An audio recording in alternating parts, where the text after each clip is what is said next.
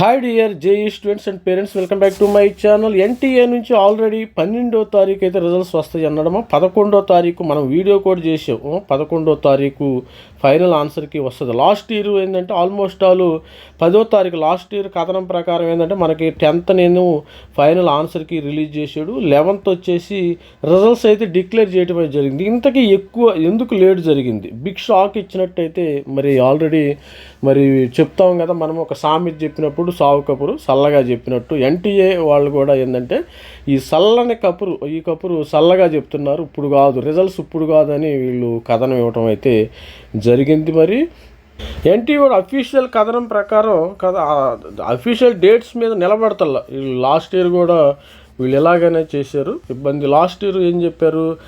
Last year మనకి దీనిలో official గైడ్లో మనకి 12వ తారీఖు ఇచ్చారు, కానీ ఈరోజు రిజల్ట్స్ వచ్చే అవకాశం లేదు. బిగ్ షాక్ ఫ్రమ్ ఎన్టీఏ, మాట తప్పిన ఎన్టీఏ మరోసారి మరి రిజల్ట్స్ వచ్చే అవకాశం ఉంది. అఫీషియల్గా వీళ్ళు మరి ఒక నోట్ అయితే రిలీజ్ చేశారు.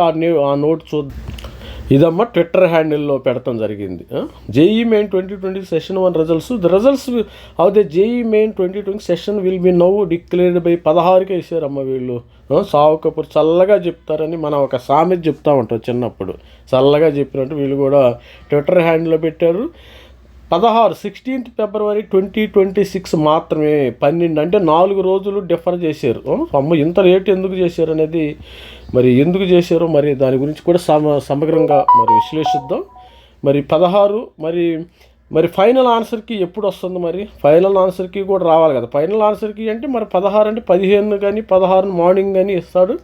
రిజల్ట్స్ అయితే 16వ తారీఖున మనకి 5:30కి 5:30 అయింది, 10:30 ఆ ప్రాంతంలో నైటే రిలీజ్ చేసే అవకాశం ఉంది.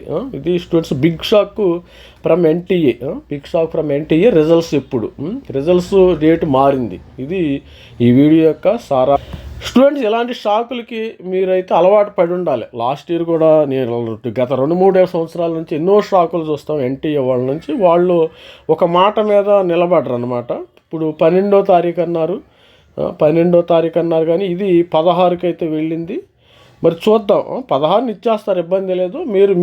మీరు ఏప్రిల్ ప్రిపరేషన్కి కంటిన్యూ చేసేయండి. కొంతమంది ఏప్రిల్ ప్రిపరేషన్ మధ్యలో ఆపేస్తారు. మనకి 12 నుంచి 16 మధ్యలో ఉంది, కానీ మీ ప్రిపరేషన్ మీరు కానిచ్చేయండి. వీళ్ళని నమ్ముకుంటే మీకు ఏప్రిల్లో మళ్ళీ దీనివల్ల ఏంటంటే మనకి కొంతమంది స్టూడెంట్స్ జనవరిలో మంచి స్కోర్ వచ్చింది, దాన్ని చూసి మనం ప్రిపేర్ అవుదాం అనే ఒక ఇది ఉంటుంది. ఒక దీనిలో ఊహాలోకంలో బతుకుతూ ఉంటారు. అలా కాకుండా మీరు ఏప్రిల్ సెషన్కి మీ యొక్క ప్రిపరేషన్ మీరు కంటిన్యూ చేసేయండి. మనకి జనవరి ఏప్రిల్ ఈ 2 సెషన్లో ఏది మంచిగా వస్తే అదే తీసుకుంటారు, ఏది మ్యాక్సిమం వస్తే అదే తీసుకోవటం జరుగుతుంది. స్టూడెంట్స్ ఎట్టి పరిస్థితుల్లో మీకు ప్రిపరేషన్ అయితే ఆపొద్దు. బిగ్ షాక్ ఇచ్చినట్టు ఎన్టీఏ వాళ్ళు, big shock from the NTA.